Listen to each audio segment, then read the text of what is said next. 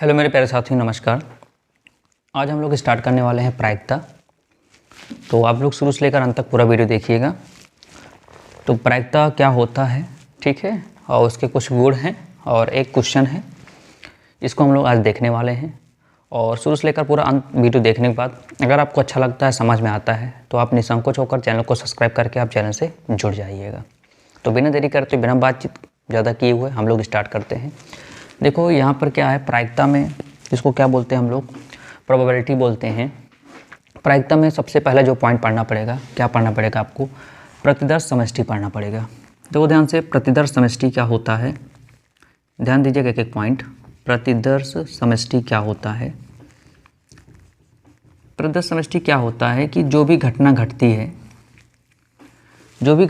है उस घटना को आप एक समुच्चय के रूप में उसको लिख दीजिए। वही क्या कहलाता है, आपका सैंपल स्पेस कहलाता है, जिसको हम लोग क्या बोलते हैं, प्रतिदर्श समष्टि बोलते हैं। बात समझ में आ रही है, क्या बोलते हैं, प्रतिदर्श समष्टि बोलते हैं। कहने का मतलब ये है, जैसे अभी आपको कह दें एक सिक्का लीजिए और एक सिक्का उछालिए। जब सिक्का आप उछालोगे तो दो ही कंडीशन हो सकती हैं, या तो हेड आएगा या तो टेल आएगा, उसके अलावा कुछ भी नहीं आएगा, ठीक है। या तो हेड आएगा या तो टेल आएगा। इतना बात समझ में। अब ये नहीं कहना सर सिक्का उछाला तो सिक्का तो खड़ा हो गया, नहीं। आने वाली संभावना आप सभी लोग जानते हो, केवल दो ही होती हैं, या तो हेड या तो टेल आएगा, ठीक है। तो उसको हम लोग अगर ऐसे लिख दें, प्रतिदर्श समष्टि बोलते हैं, एस से सैंपल स्पेस ऐसे डिनोट कर दिया, इक्वल टू, ठीक है। ऐसा ब्रेकर लगा के एक हेड हो गया और एक क्या हो गया, टेल हो गया, ठीक है। तो ये क्या कहलाता है, आपका सैंपल स्पेस प्रतिदर्श समष्टि कहलाता है, ठीक है। अच्छा ठीक है, अगर हम कहें आपको एक पासा लीजिए, अब अगर पासों को आप उछालते हैं तो पासा में कितनी संख्याएं आने संभव होता है, आपको पता है। या तो एक आ सकता है, एक ही बार एक आएगा, या दो आएगा, या तो तीन आएगा, या तो चार आएगा, या तो पाँच आएगा, या तो छः आएगा, आ सकता है ना। अगर उन्हीं संख्या को अगर हम लोग समुच्चय के रूप में लिख देते हैं ब्रैकेट लगा के, वही क्या कहलाता है, प्रतिदर्श समष्टि कहलाता है। जैसे हमने क्या कहा, पासा, तो पासा में 6 गोटी सब लोग पता है। तो पहला एक, या तो एक आएगा, या तो दो आएगा, या तो तीन आएगा, या तो चार आएगा, या तो पाँच आएगा, या तो छः आएगा। इससे ज़्यादा तो आ नहीं सकता है, छः ज़्यादा तो आता नहीं, क्योंकि पासे में जो होती लूडो वाली गिट्टी देखा हुआ ना, पासे में 6 ज़्यादा तो होती नहीं है गिनतियाँ। तो इस तरह जो लिखा जाता है सिस्टम को, उनको क्या कहा जाता है, प्रतिदर्श समष्टि कहा जाता है। अगर आपके मन में ऐसा क्वेश्चन हो रहा होगा कि सर क्या इसकी डिफिनेशन आते हैं, डिफिनेशन नहीं आती है, बिल्कुल परेशान मत होइए, ठीक है। बस समझिए, क्योंकि अगर ये सब चीज़ समझेंगे तभी क्वेश्चन कर लेंगे, न वरना आपको प्रॉब्लम बहुत ज़्यादा ही होगी, ठीक है। क्लियर हो गया। तो प्रतिदर्श समष्टि समझ में आ गया होता क्या है, ठीक है। क्या होता है कि अगर हम कोई भी घटना घट रही है तो घटना कितनी, मतलब उसकी कुल घटना कितनी होती है, अगर उसी को हम लोग क्या लिख दें, ब्रैकेट में लिख दें, तो वही क्या कहलाती है, हमारे प्रतिदर्श समष्टि कहलाती है। जैसे सिक्का उछाला, या तो हेड आ सकता है या तो टेल आ सकता है, उसी को हमने ब्रैकेट में लिख दिया तो प्रतिदर्श समष्टि हो गया।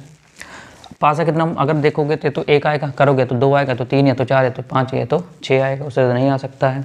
तो क्या हो गया, प्रतिदर्श समष्टि हो गया, ठीक है। अच्छा, अब होता क्या है, एक होती है घटना, क्या होती है, घटना होती है। घटना का मतलब हम लोग यहाँ से घटनाओं के यहाँ पर ई से नोट करते, ई। अगर मैं आपसे क्वेश्चन बनाऊँ कि तीन से बड़ी, पासे में तीन से बड़ी संख्या आने, तीन से बड़ी, पासे में तीन से बड़ी अंकों की कुल कितनी घटना बनेगी, बात समझ में आया।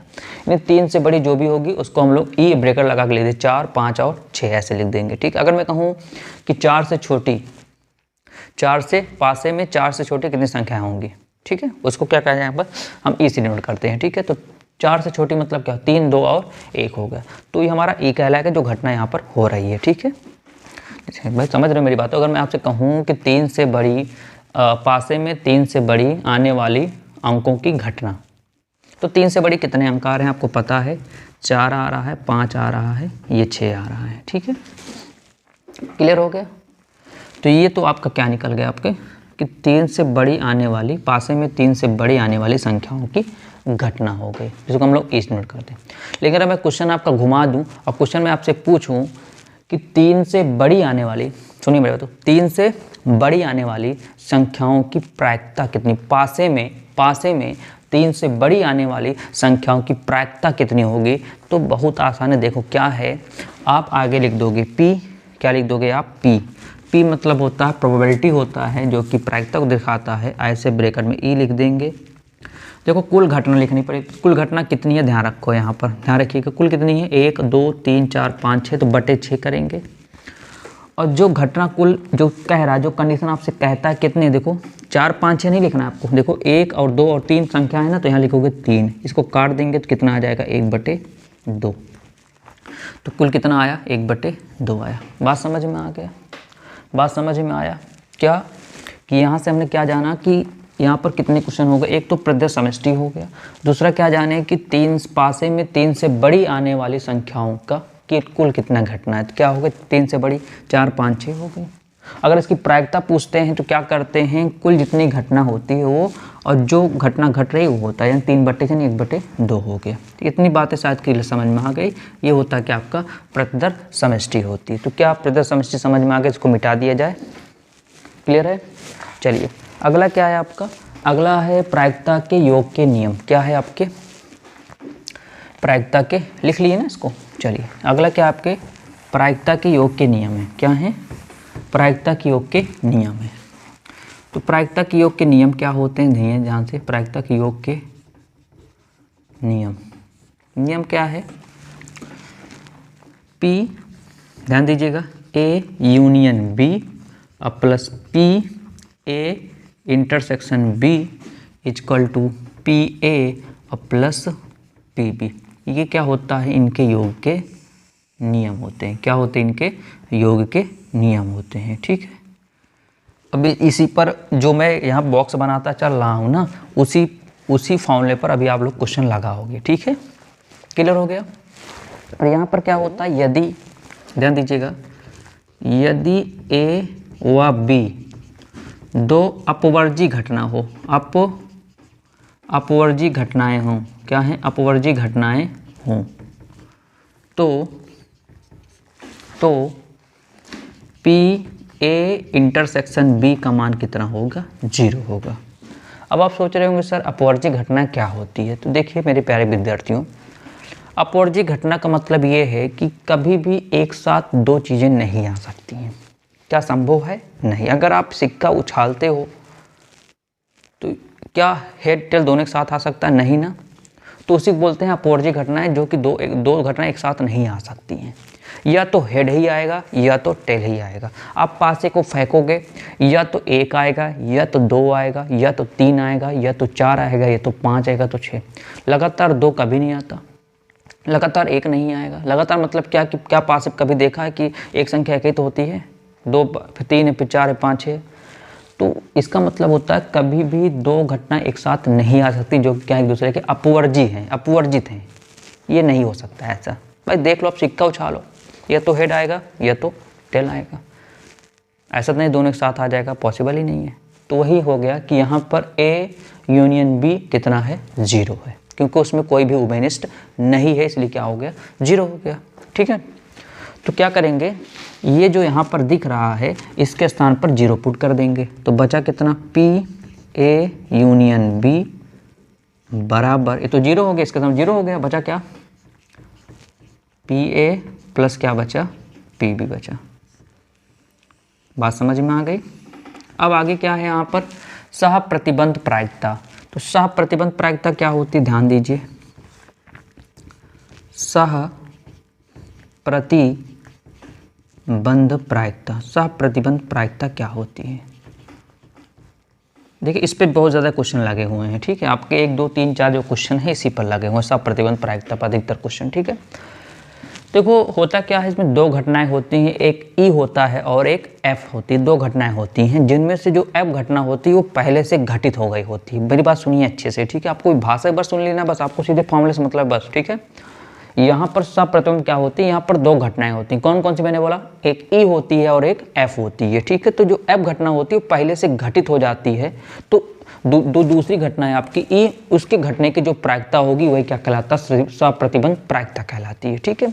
तो कैसे, इधर देखो, इनको लिखने का क्या तरीका होता है, इनको लिखने का तरीका क्या होता है, P यहाँ पर E लिखते हैं, अपॉन में F लिखते हैं। तो ये 2 घटनाएं हैं E और F। F पहले से क्या है, जो नीचे वाले पहले से क्या हुई, घट चुकी है। अब E है जो ये घट रही है। बात समझ में, तो क्या होगा यहाँ से P ई है तो ई लिखो, इंटरसेक्शन एफ लिखो। अब चाहे एफ इंटरसेक्शन ई लिखो, चाहे ई इंटरसेक्शन एफ लिखो, अपॉन जो नीचे होगा वही नीचे लिख देंगे, पी लगा के यहाँ पर एफ लिख देंगे। ठीक है, अगर यही ऐसे होता, ध्यान दीजिए, यही ऐसे होता, पी ये एफ ऊपर होता और ई नीचे होता, तब कैसे करते? तब भी कोई दिक्कत नहीं, पी को पी लिखते यहाँ से, चाहे एफ इंटरसेक्शन ई लिखो, चाहे ई इंटरसेक्शन एफ, तो चाहे जो लिखो मैं लिख देता हूँ ई इंटरसेक्शन एफ लिख देता हूँ, अपॉन, बस ध्यान रखना है यहाँ पर नीचे ई है तो ई आएगा, एफ था तो एफ आएगा, तो पी यहाँ पर ई आएगा। तो ये होता साफ प्रतिबंध प्रायिकता होती है। ठीक है, बात क्लियर हो गई। तो यहाँ पर इनको मैं बॉक्स में पैक कर देता हूँ ताकि समझ में आए कि हाँ ये काफ़ी इंपॉर्टेंट फार्मूला है आपका। ठीक है, अरे तो ये तो सेम ही है, समझ गए होगे, इसको मिटा देते हैं चीज़ें। ठीक है, चलो अब आता है साफ प्रतिबंध प्रायिकता के गुण। देखो गुण क्या है, यदि प्रतिदर्श समष्टि की दो घटनाएं ए व बी, यहाँ पर कितनी घटनाएं बोल रहा है, ए व बी दो घटनाएं हैं और एक अन्य घटना एफ हो, ध्यान रखिएगा, यहाँ पर ए व बी दो घटना हैं और क्या है, और अन्य घटना एफ इस प्रकार हैं कि F P F does not equal 0, यहाँ भी वही होगा, यहाँ भी क्या, यहाँ पे जबकि पी एफ क्या होगा, पी एफ 0 के बराबर नहीं होगा, ध्यान रखिएगा, तभी ऐसा होगा। ठीक है, तो यहाँ पर क्या हो जाएगा, यहाँ पर एक फॉर्मूला लिखा गया है, कब, जब आपके पास दो घटनाएं होंगी, ए व बी होगा, बात क्लियर है, उसके साथ साथ एक अन्य घटना होगी जिसको हम लोग एफ दिए हैं नाम, यहाँ पर इस प्रकार है कि पी एफ का मान 0 नहीं होगा, तो क्या होगा, P A union B upon F equal to क्या होगा, एक बार पी ए अपॉन एफ लिखोगे, प्लस फिर P A B upon F लिखोगे, माइनस फिर P A intersection B upon F करोगे। क्लियर है, साफ साफ दिख रहा है, कोई दिक्कत नहीं है। अच्छा, यहाँ पर वही कंडीशन हम लिखेंगे, लेकिन लिखे नहीं हमने यहाँ पर, ये जो लिखा है ना यहाँ पर, यदि ए व बी दो अपवर्जी घटनाएं हों तो पी ए इंटरसेक्शन बी का मान, यहाँ भी वही चीज़ होगा, यहाँ पर इसका मान क्या हो जाएगा 0, क्योंकि यहाँ पर ए और बी क्या है, अपवर्जी घटना है, तो क्या हो जाएगा, इसका भी मान 0 हो जाएगा, यही हमारा बचेगा, तो लिख लेंगे, कोई दिक्कत नहीं। ठीक है, अच्छा अगला क्या है, किसी घटना ई की पूरक, किसी घटना ई की पूरक अगर क्या हो, ई डैश की प्रायिकता जबकि घटना एफ घटित हो चुकी हो, किसी घटना ई की जो पूरक ई डैश की जो प्रायिकता है जबकि घटना पहले से क्या है, एफ घट चुकी है, तब क्या होगा, जब पूरक शब्द यहाँ पर आएगा तब क्या होगा, P E dash upon F बराबर 1 minus P E upon F. तो ये सब आप सोच रहे हो कहाँ पर सर लगने वाला, तो आप मेरा साथ बनाए रखिए, मेरे साथ आप बने रखिए, बस समझ में आ रहा है, एक एक चीज़ें आपका कॉन्सेप्ट क्लियर होता चला जाएगा, क्योंकि जाहिर सी बात है जब तक क्वेश्चन लेकर नहीं आते हैं तब तक क्लियर कुछ भी नहीं होता है, जाहिर सी बातें हैं।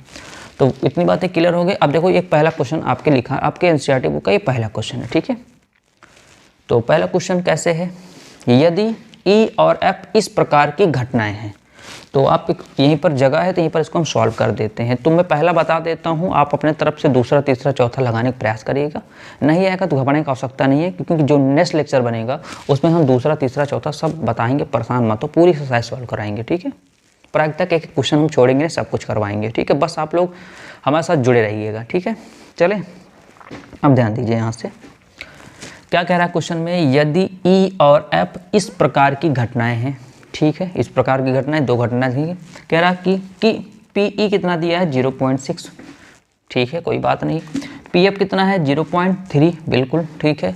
आगे देखो क्या दिया है, आपको दिया है P E intersection F equal to 0.2 दिया है, तो पूछ रहा है पी ई बाई एफ और पी एफ बाई ई का मान ज्ञात कीजिए। क्या आपका दिमाग चला, आपके दिमाग की बत्ती खुली, बिल्कुल खुली होगी, आपके मन में जाएगा सर अगर दो घटनाएं हैं तो सर ये देखो, ये सर ये वाला मिला, बिल्कुल मिला, ये फॉर्मूला लगा दोगे, क्योंकि इसका मान देखो आपको पता साफ साफ ये दिया है, क्या नीचे वाला नहीं पता, बिल्कुल पता है सर, कहाँ पता है, ये वाला दिया है, कर लोगे। अगले में क्या कह रहा है, एफ को ऊपर ई को नीचे रखा, अभी मैंने नीचे यहाँ पर लिखा था, तो आप लोग कर सकते हैं। ठीक है, तो किया जाए, चलिए ध्यान दीजिए, यहाँ से जो जो दिया लिख लेते हैं यहाँ से। ठीक है, तो जो जो दिया इसको अच्छे से लिख लेते हैं।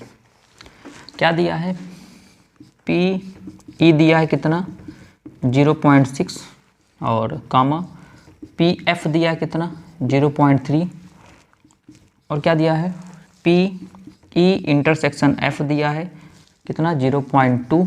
क्या पूछ रहा है आपसे, पी ई अपॉन एफ पूछ रहा है। देखो पी ई अपॉन एफ में दो घटनाएं घट रही हैं तो कोई बात नहीं, लिख देते। फॉर्मूला क्या होता है आपको पता है, P E intersection F upon, देखो नीचे क्या है, देखो यहाँ पर अपॉन में एफ है तो क्या लिखेंगे, पी एफ लिखेंगे। अब सॉल्व कर देते हैं, हमारा आंसर आ गया, बस खत्म। लो यहाँ पर कर दिया, आप नीचे कर सकते हो। इसका मान कितना है, इसका मान 0.2 है, हमने रख दिया, अपॉन इसका मान कितना है 0.3 है, ये रख दिया।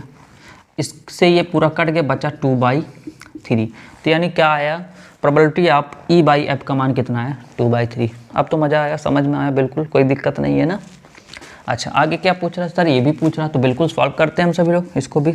क्या है, पी एफ अपॉन ई पूछ रहा है, तो कौन सी दिक्कत इसमें, कौन सा, ये ई ऊपर था, अब की नीचे आ गया, तो यहाँ पर जो पी एफ वहाँ पर पी कर देंगे, बस ऊपरला सेम, ऊपर नहीं, ऊपर सेम ही रहेगा, ठीक है। तो पी ई इंटरसेक्शन एफ, चाहे एफ इंटरसेक्शन ई लिखो चाहे ई इंटरसेक्शन एफ, बात वही हुई, लेकिन नीचे ई है तो ई करोगे, क्या है नीचे ई है तो ई करोगे तो हो गया पी ई। देखो इसकी वैल्यू क्या है, इसकी वैल्यू दिया है क्या 0.2 अपॉन, इसकी वैल्यू क्या है, इसकी वैल्यू दिया है देखो पी कितना 0.6, कितना दिया है 0.6, इससे कट गया, 2 कम 2 3 छात कितना 1/3 आया।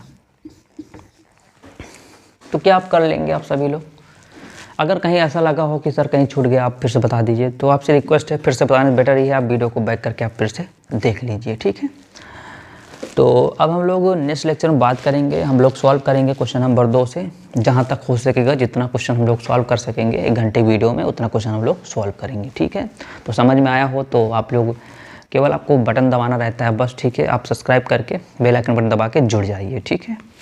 और जितना हो सके आप उतना अच्छे से इसकी प्रैक्टिस करिए। प्रैक्टिस अगर आपकी मजबूत हो जाती है, पकड़ आपकी अच्छी खासी बन जाती है मैथ पर, तो आपको कोई समस्या बिल्कुल भी नहीं आएगी, ठीक है। क्योंकि देखा अधिकतर जाता है कि सर प्रायिकता बड़ा कठिन है। आप लोग हाई स्कूल में पढ़ते थे ये चैप्टर, तो उसमें क्या था कि कुल घटना बटे घटना, ये सब होता था ना, लेकिन यहाँ पर कुछ आप देख रहे हो अलग सा सिस्टम लग रहा है। तो ये थोड़ा मोड़ा कर सकते हैं कि इधर उधर है, लेकिन आप लोग जब लगातार कंटिन्यूटी में साथ बने रहोगे तो ये चैप्टर भी आपके लिए एकदम हलवा हो जाएगा, ठीक है। तो ठीक है, तो आगे दीजिए, हम मुलाकात करेंगे किसी नेक्स्ट लेक्चर में। नेक्स्ट में समझ रहे हो ना, इसका मतलब जो आने वाला बाद है, ठीक है, उस लेक्चर में बात करेंगे और क्वेश्चन नंबर किसमें 2 से हम लोग पूरा सॉल्व करेंगे।